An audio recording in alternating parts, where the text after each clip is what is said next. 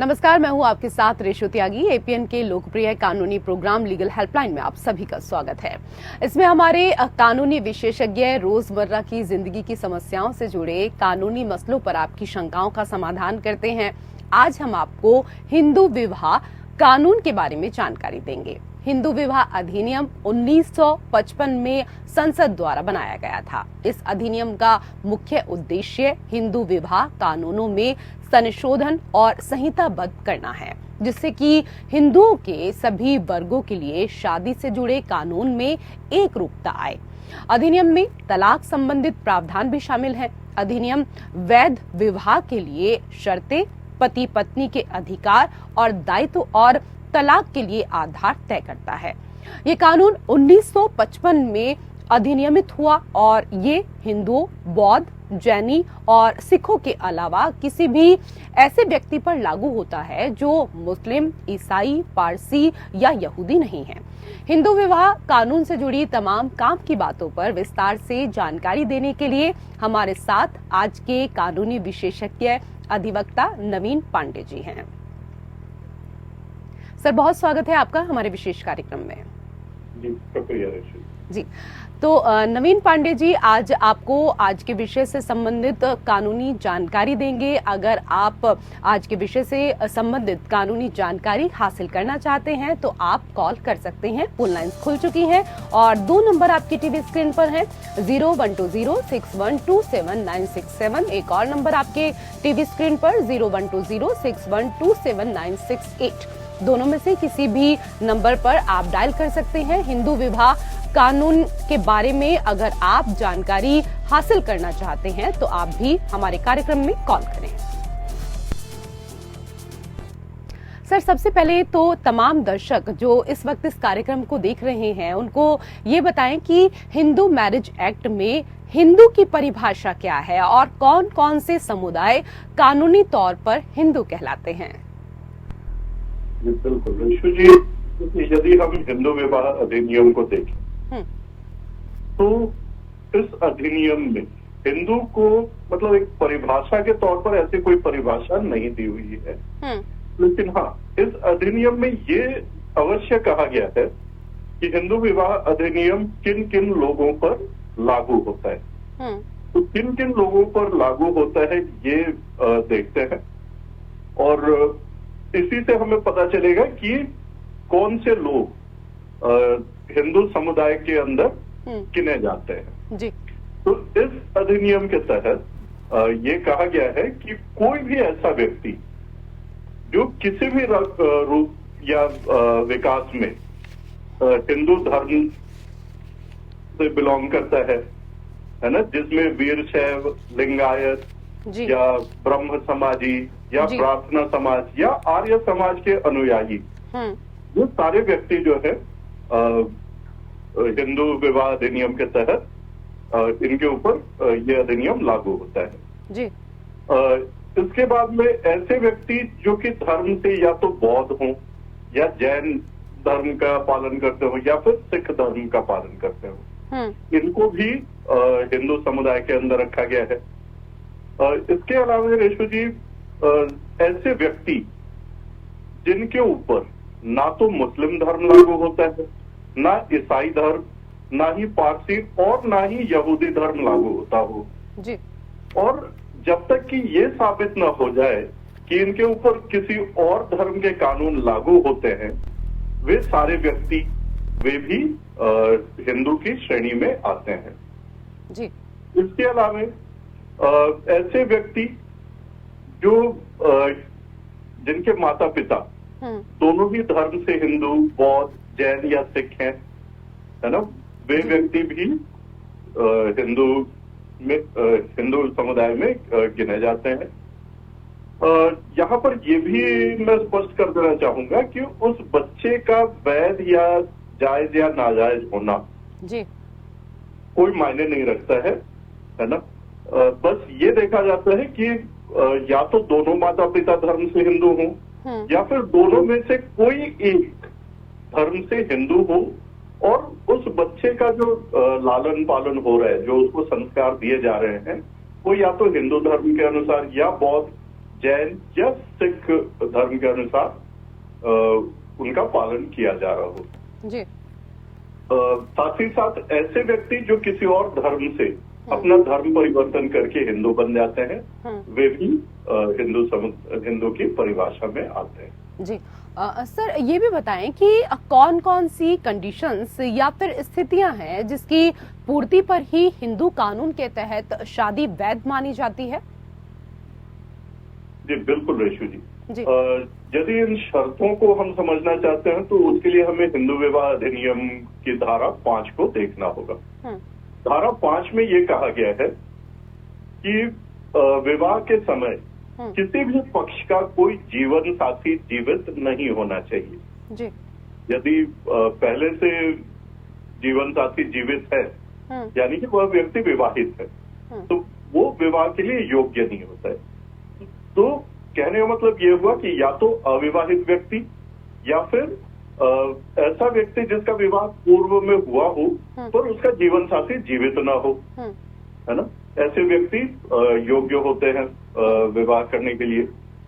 साथ ही साथ विवाह के समय कोई भी पक्ष किसी भी प्रकार के मानसिक अस्वस्थता का शिकार ना हो और अपनी वैध संपत्ति देने में सहमति देने में सक्षम होना चाहिए।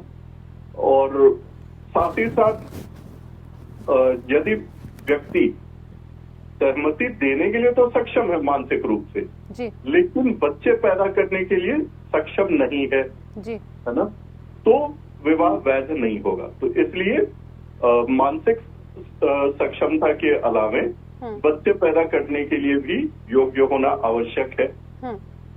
किसी प्रकार का पागलपन, या तो परमानेंट नेचर का पागलपन हो या बीच बीच में दौरे पड़ते हो, है ना, तो इस तरह की स्थिति नहीं होनी चाहिए। इसके अलावे उम्र को लेकर के भी शर्त रखी गई है। पुरुषों के लिए जो विवाह की उम्र निर्धारित की गई है हिंदू विवाह अधिनियम में, वह 21 वर्ष है जी, और महिलाओं के लिए 18 वर्ष ये तय की गई है। तो यदि इन शर्तों को कोई भी पूरा करता है जी, तो वो विवाह के लिए सक्षम है। इसके अलावा 2 और शर्तें हैं। एक तो ये कि कोई भी पक्ष एक दूसरे से निषिद्ध रिश्ते की डिग्री में नहीं आना चाहिए, है ना, उनके बीच में आपस में कोई ऐसा संबंध ना हो जिस संबंध में विवाह निषिद्ध हो। साथ ही साथ दोनों पक्ष एक दूसरे के सपिंड नहीं होने चाहिए। तो ये वो शर्तें हैं जिनका पालन अनिवार्य होता है और तभी 2 हिंदू पक्षों के बीच में विवाह जो है उसे वैध माना जाता है। जी। सर ये भी समझना चाहेंगे आपसे कि हिंदू विवाह कानून के तहत शादी के पंजीकरण की क्या कुछ प्रक्रिया, क्या कुछ प्रोसेस होता है और नियम क्या कुछ होते हैं? जी रेशु जी, जहां तक पंजीकरण का सवाल आता है जी, सेक्शन 8 के अंदर इसके लिए प्रावधान किया गया है, लेकिन यहाँ ये चीज भी समझना जरूरी है कि अभी तक हिंदू विवाह अधिनियम के तहत विवाह को पंजीकृत कराना अनिवार्य नहीं किया गया है जी। ये पूर्ण रूप से ऑप्शनल है, ऐच्छिक है। यदि दोनों पक्ष चाहते हैं कि वे अपने विवाह को पंजीकृत कराएं तो वे करा सकते हैं, और यदि ना चाहें तो ऐसी कोई बाध्यता नहीं है कि उन्हें विवाह पंजीकृत कराना ही होगा जी। अब प्रक्रिया क्या होती है इसको समझ लेते हैं।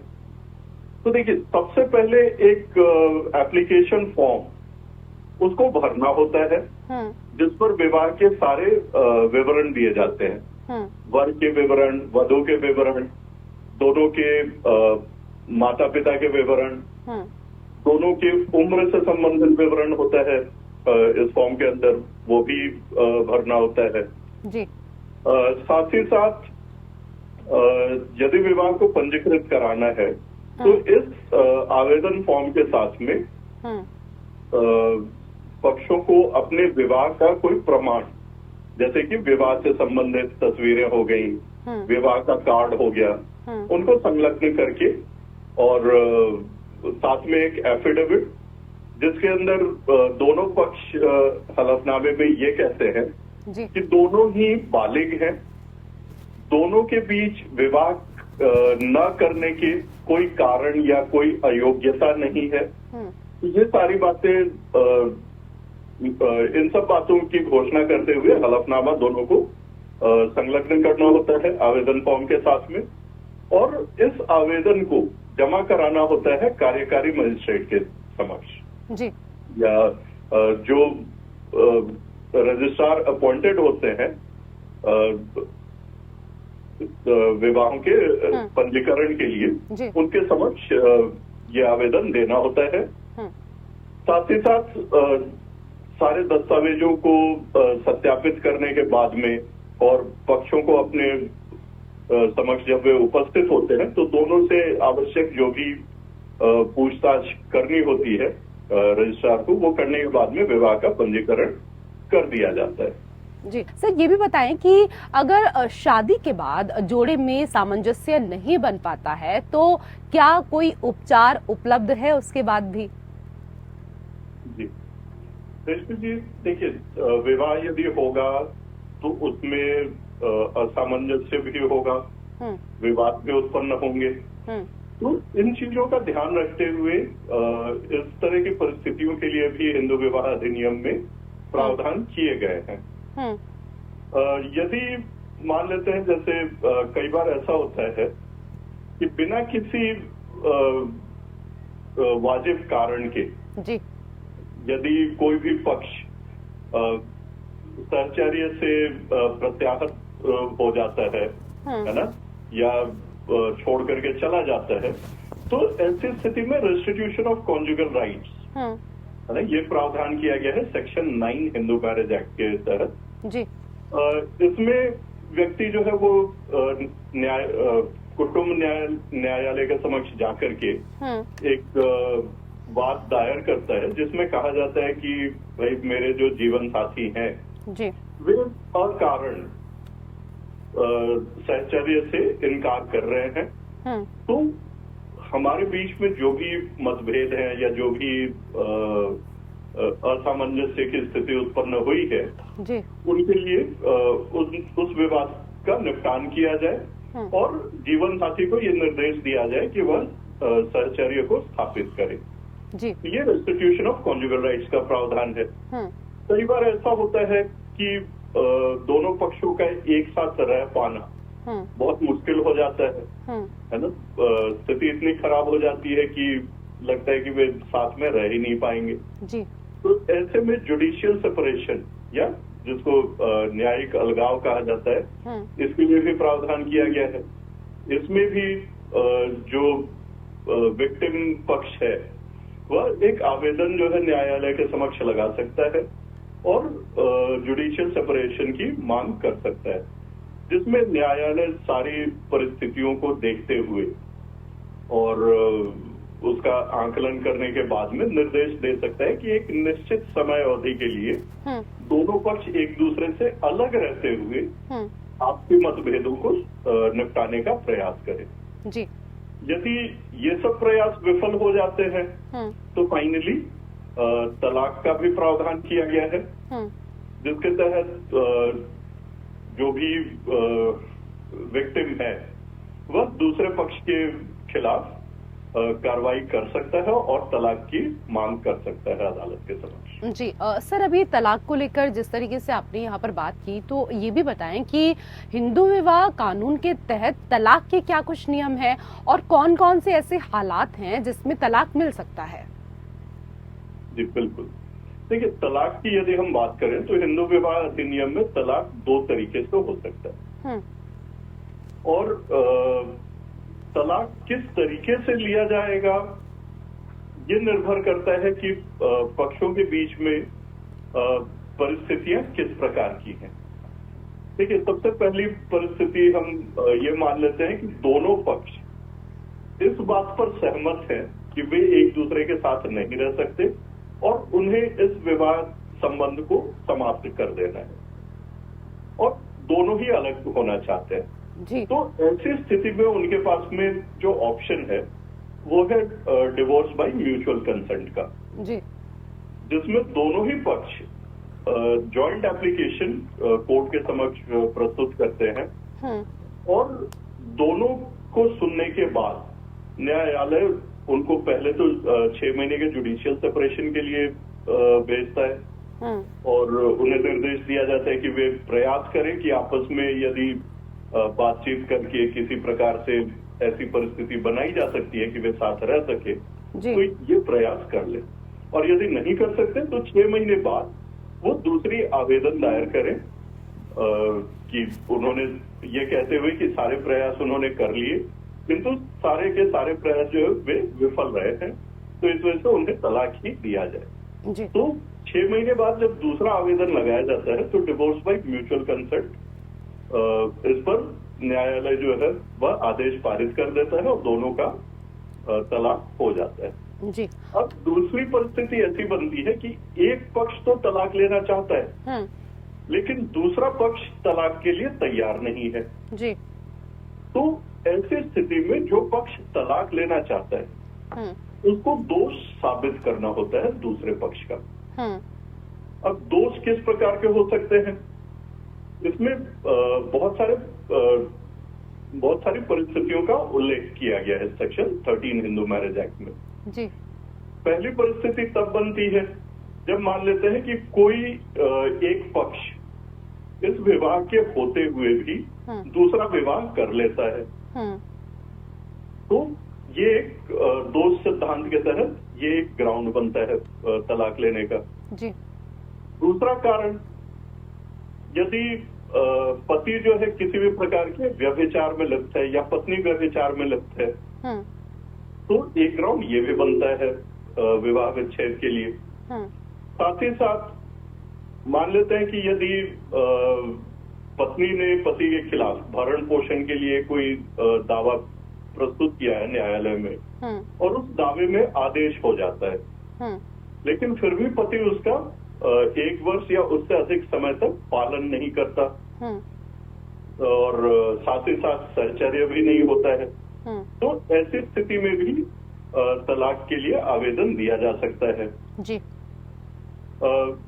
इसके अलावा एक प्रावधान ये भी है कि यदि विवाह 15 वर्ष की आयु से पहले हुआ हो और बाद में जो पत्नी है उसकी उम्र 15 वर्ष से ज्यादा जब हो जाती है तो उसके बाद पत्नी के पास ऑप्शन होता है कि वह उस विवाह को निरस्त करा सके। साथ ही साथ यदि विवाह इस हद तक टूट चुका है कि विवाह विच्छेद के अलावा और कोई रास्ता नहीं बचा है जी। है ना, तो इस ग्राउंड पर भी डिवोर्स लिया जा सकता है। यदि दोनों में से कोई एक पक्ष दूसरे पक्ष के ऊपर किसी प्रकार का क्रूरतापूर्ण व्यवहार करता है या कोई एक पक्ष धर्म का परित्याग कर देता है या किसी ऐसी संक्रामक बीमारी से ग्रस्त हो जाता है कि उस व्यक्ति के साथ में भविष्य में सहवास करना या साथ रहना संभव ना हो, तो ऐसी सारी परिस्थितियां हैं जिनमें विवाह के लिए आवेदन दायर किया जा सकता है न्यायालय में और तलाक लिया जा सकता है। जी सर, आज के विषय से संबंधित इतनी अहम जानकारी हमारे तमाम दर्शकों को देने के लिए आपका धन्यवाद। और इसी के साथ हमारे विशेष कार्यक्रम लीगल हेल्पलाइन में मेरे साथ इतना ही। नमस्कार।